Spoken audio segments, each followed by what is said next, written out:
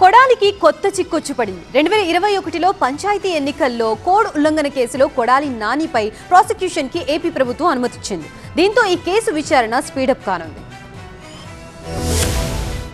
ఇవన్నీ drama company ఆర్టిస్టులు అండి వీళ్ళందరూ. వీళ్ళ దెబ్బకి ఎన్టీ రామారావు డామని పడిపోయాడు. ఇప్పుడు ఈ రాష్ట్రంలో నిమ్మగడ్డ రమేష్, చంద్రబాబు నాయుడు వేరు అని అనుకోవట్లా. ఎవరన్నా వెళ్ళి అడగండి రోడ్డు మీదకి వెళ్ళి నిమ్మగడ్డ రమేష్, చంద్రబాబు వేరేమోనని. ఈయన చెప్పింది ఆయన చేస్తాడు, ఆయన చేసినప్పుడు ఈయనతో సంప్రదించేస్తాడు. ఎన్నికలు ఆగిపోవటం కానీ, పంచాయతీ ఎన్నికలు తీసుకురావటం కానీ, ఈ ఫేజులు పెడతాం కానీ, ఇదంతా కూడా మన హోటల్ పార్క్ హయత్తులో చూసాం కదా. మీటింగులు పెట్టుకుని ఏ రకంగా చేశారు ఏంటి అన్నది.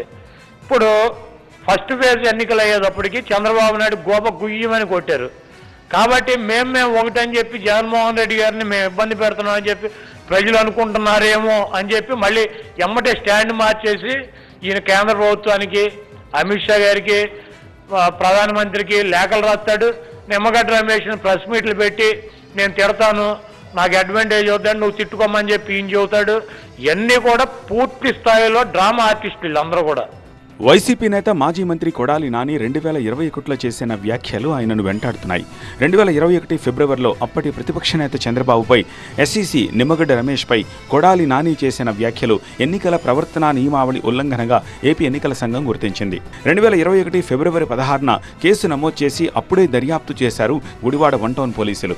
అవమానకర వ్యాఖ్యలు చేయడం, ప్రజలను రెచ్చగొట్టేలా మాట్లాడడం, బెదిరింపు ధోరణితో వ్యవహరించడం వంటి ఆరోపణలను పోలీసులు నమోదు చేశారు.